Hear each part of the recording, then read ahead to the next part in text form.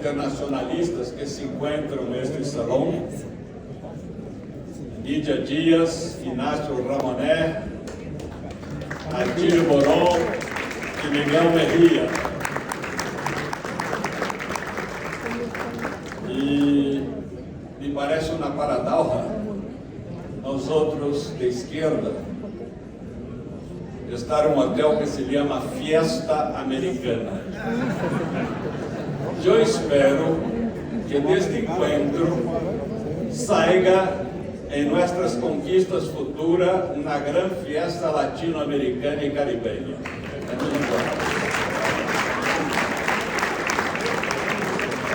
Bueno, eu comparto com vocês algumas reflexões que já tenho dito em outros países, em artigos, das dificuldades de nossos governos progressistas. Vou apontar primeiro 7 dificuldades que me parecem mais centrais.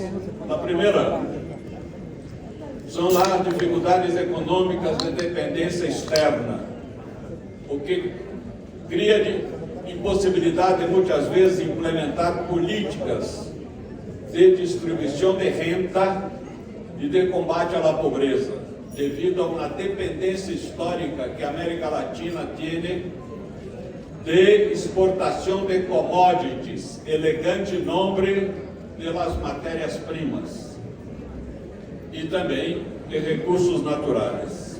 Então, a volatilidade dos mercados internacionais e a pressão das instituições financeiras hegemônicas como FMI, Banco Mundial, muitas vezes impedem nossos governos de manter programas sociais sustentáveis a largo prazo. O segundo ponto de dificuldade é a governabilidade, assegurar a governabilidade pelos acordos que muitas vezes as forças progressistas têm que fazer com partidos e grupos de centro-direita. E também afeta a nossa governabilidade o problema da corrupção, porque muitos quadros de nossos governos não têm suficiente formação ética.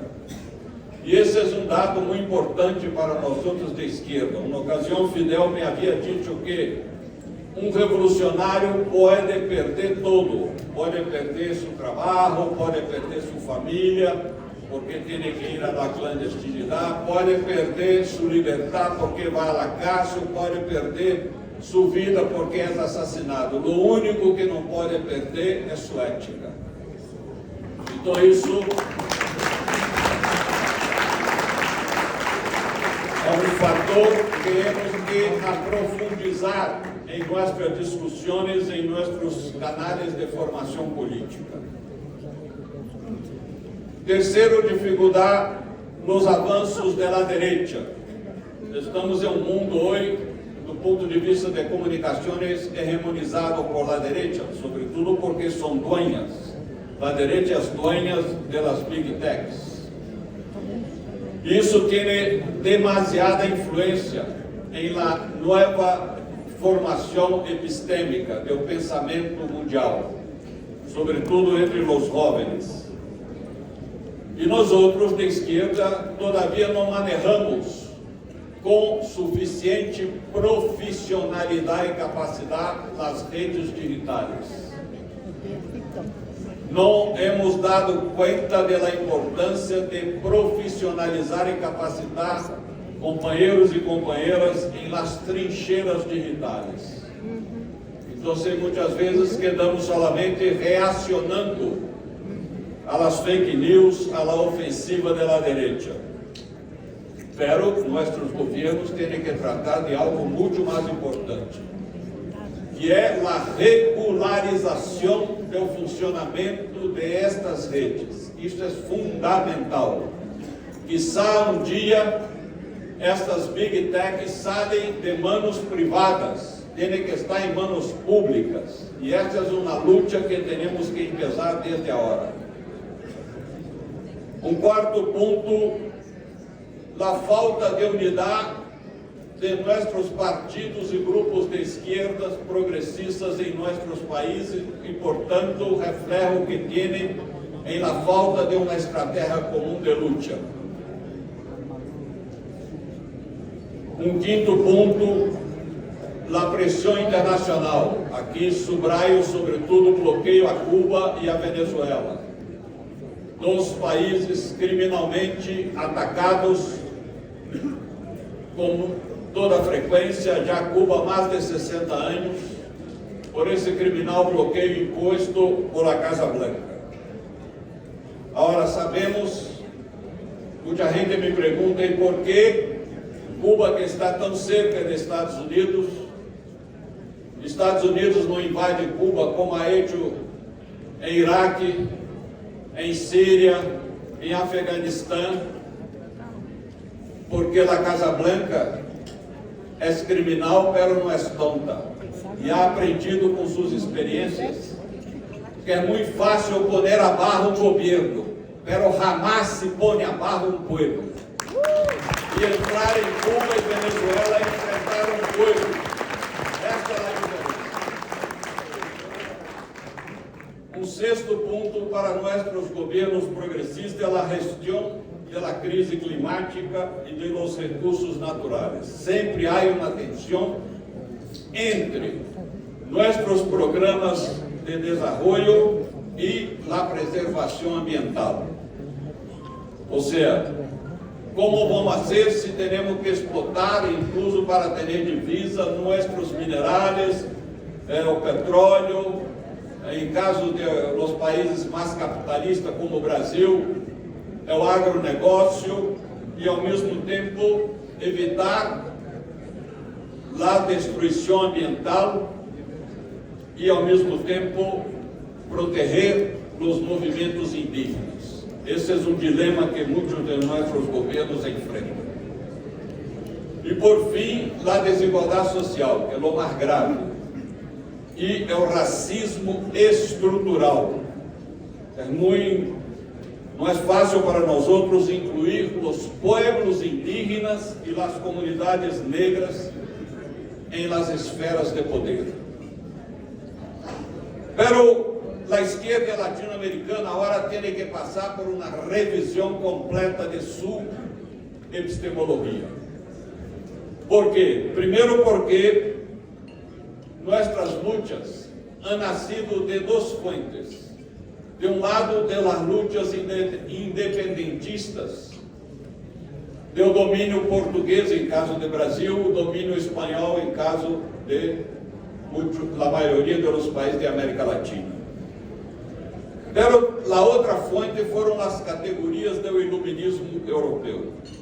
Ou seja, hemos sido formados por uma visão do marxismo-leninismo que não correspondia totalmente à realidade latino-americana e, quiçá, não hemos dado a devida importância às análises de Mariátegui, que levou em conta um fator que muitas vezes nossas análises não levamos em conta, que é os pueblos indígenas, os pueblos originários. Pero tivemos muitos lutadores revolucionários, pelos quais todavia temos que aprender, que são Bolívar, Martí, Farabundo Martí, Sandino, Zapata e tantos outros, que han reinventado formas muito populares de luta e que muitas vezes não estão comportadas em nossas categorias tradicionais, sobretudo categorias marxistas. Porque muitas vezes não hemos dado a devida importância às lutas de resistência dos pueblos indígenas, de los negros africanos escravizados em este continente e, sobretudo, das revoltas populares entre os séculos XVI e XIX.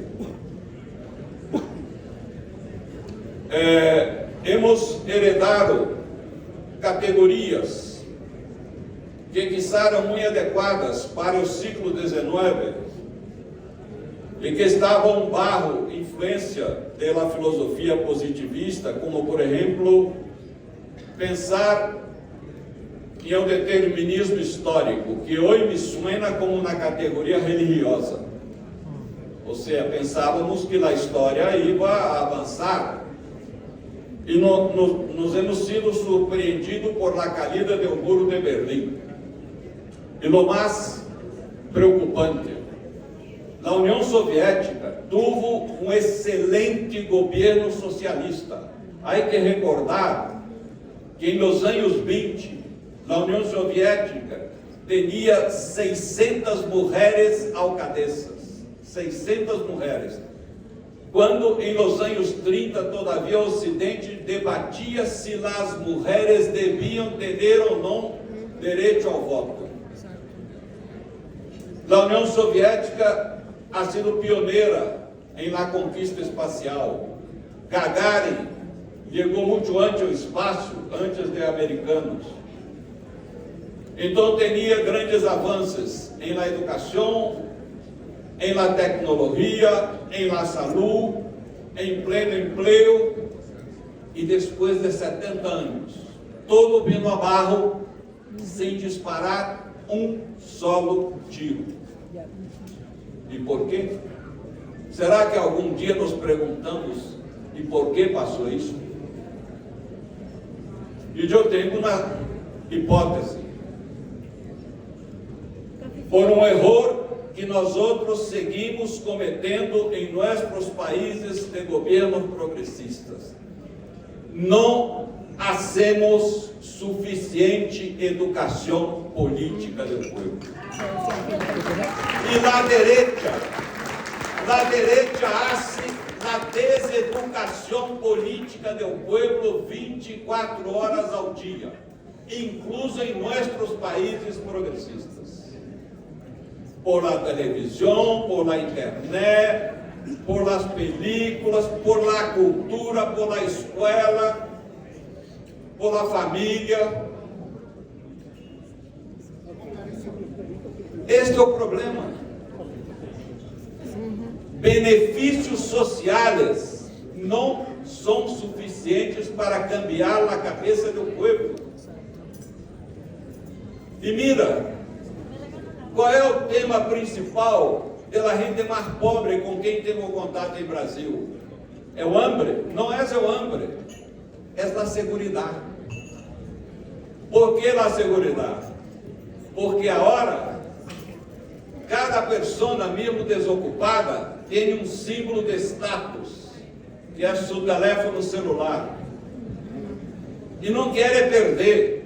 Não há nenhum objeto mais roubado hoje do que um telefone celular. Então, nós temos que seguir cada vez mais junto a nossos setores populares. A cabeça pensa aí onde os pés pisam. Se nós outros não vamos à la periferia, à la zona pobre, a los campesinos, a los obreiros, a los desocupados, passa um grave problema para nossas instituições de governo, a elitização da esquerda. Esse é o perigo.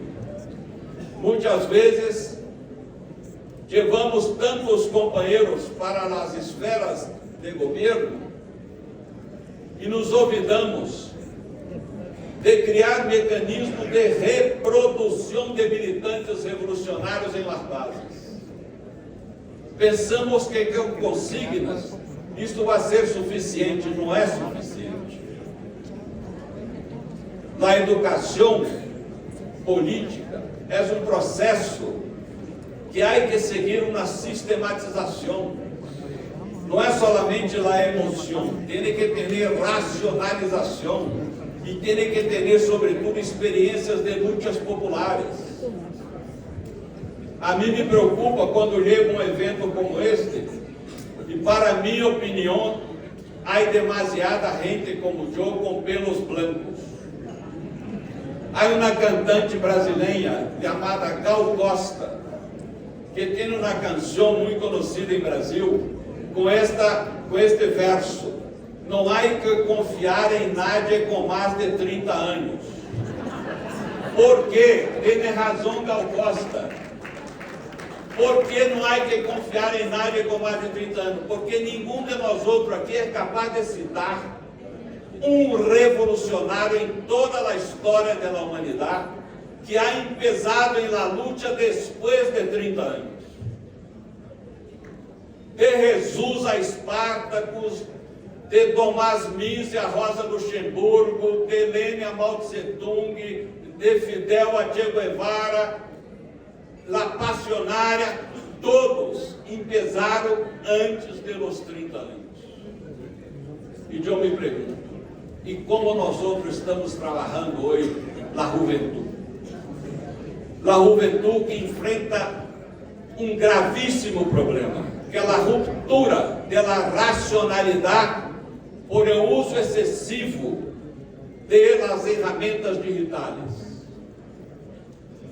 E é incrível, possivelmente em seus países também, pelo que passa em Brasil. É um número crescente de suicídios de jovens por os problemas criados em estas redes. As burbujas em que a gente se cerra aí, porque rompem os vínculos sociais, a gente já não vai ao sindicato, já não vai ao partido, já não vai à associação, porque crê que estando aislado é suficiente para estar conectado em um mundo. E isso provoca graves problemas psíquicos a essa gente. Há que pensar, hemos caminhado muito.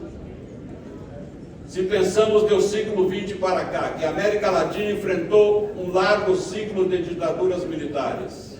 Algumas não eram militares, eram ditaduras todas impostas por la Casa Blanca. Antes se dizia que nunca houve golpe nos Estados Unidos porque em Washington não há embaixada americana. Mas agora isso não vale, porque Trump também tentou dar um golpe aí. Então já não vale isso. Pero depois que depois que terminaram as ditaduras militares, viram os governos neoliberais, Collor, Menem, Fujimori, Caldeira, Mesa Garcia, Carlos Salinas, e a gente se decepcionou. Ha sido um fracasso. E aí chegou o ciclo dos governos progressistas, né?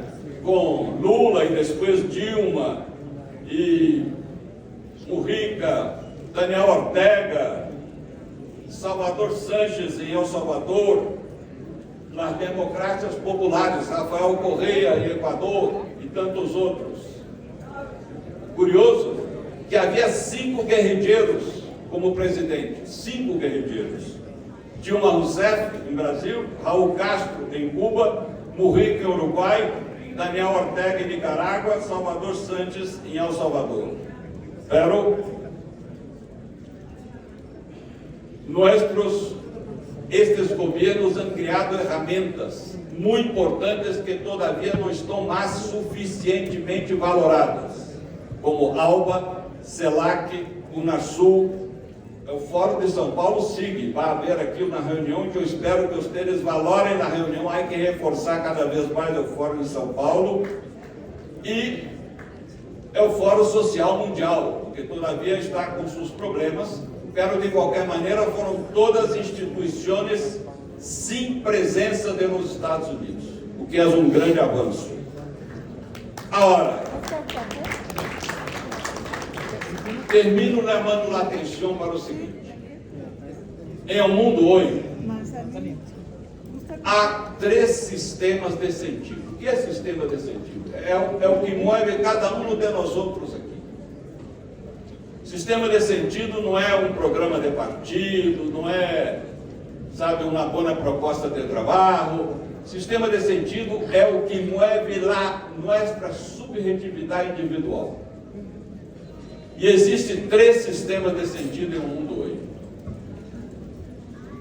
É o sistema dialético, o marxismo, é o sistema analítico, é o capitalismo, e é o sistema religioso. Não há outro. Qualquer pessoa se enquadra em um dos 3 sistemas e pode mesclar um com o outro. É o sistema analítico que predomina em um mundo. É este que analisa os efeitos dos problemas. Jamais se pergunta por las causas. Porque se o capitalismo se pergunta por las causas, comete um ato de suicídio sistêmico. E jamais vai ser isso. É o sistema dialético. Pergunta por las causas. Pero muitas vezes não trabalha suficientemente nas estratégias de solução. Ou hace demasiadas concessões a forças de oposição, pensando que se pode alegar a isso. Por exemplo, é o tema da ecologia, que a esquerda, lamentavelmente, ao início tinha muito prejuízo. Chico Mendes, que em Brasil ha sido pioneiro da ecologia, disse uma frase genial: ecologia sem luta de classe é jardinagem, é cuidar de jardim. Sabe? A ecologia tem que estar involucrada na luta de classe, porque é um problema de luta de classe. Pero a gente não se dava conta. Então pensava com prejuízo, aí está a companheira, presidente do Partido Verde, que isso era uma coisa menor. Quando isso é um dos temas que afeta todas as classes sociais. A pobreza não afeta os ricos, a ecologia afeta. Por quê? Porque estamos em um planeta que é como um avião de voo internacional. Tem 3 categorias, né? A primeira, a executiva e a econômica, pero quando vem abaixo, não há distinção de classe. E por aí teremos uma possibilidade de trabalho educativo. Pero é o sistema religioso hoje é extremamente forte e a direita se ha dado conta disso. E a esquerda ha cometido o erro que Fidel hizo autocrítica quando me ha dado a entrevista em Fidel e na religião, de não interpretar a teoria de Marx por la óptica dialética, não conhecer a carta que Marx ha escrito a Bakunin, a Bolt, hablando de Bakunin, dizendo que não tinha sentido a defesa que Bakunin dizia que para ingressarem na Segunda Internacional tinha que ser ateu. E hemos perdido muitas vezes o coração e a mente pelos pobres, porque os pobres, sobretudo em este continente, lá é o substrato cultural deles, é religioso, mesmo os pueblos indígenas. E não hablo daqueles não indígenas, mesmo os pueblos indígenas. Então, não hemos trabalhado politicamente, a não ser a gente da teologia da liberação, das comunidades de base, mas não como conjunto de esquerda, não hemos dado suficiente importância àquilo que Fidel subraia, é o caráter liberador da religião. Pero que muito antes de Fidel, Engels, em seu librito Cristianismo Primitivo, havia chamado a atenção, dizendo que os primeiros cristianos han sido os primeiros comunistas, os primeiros revolucionários que han logrado poner abaixo o Império Romano. Pero nós outros não hemos trabalhado isso. Então, termino dizendo, em nossos fóruns, em nossos trabalhos, em nossas escolas de formação política, temos que ressignificar nossa esperança socialista. Não basta garantizar ao povo benefícios sociais, há que garantizar ao povo também esperança de futuro.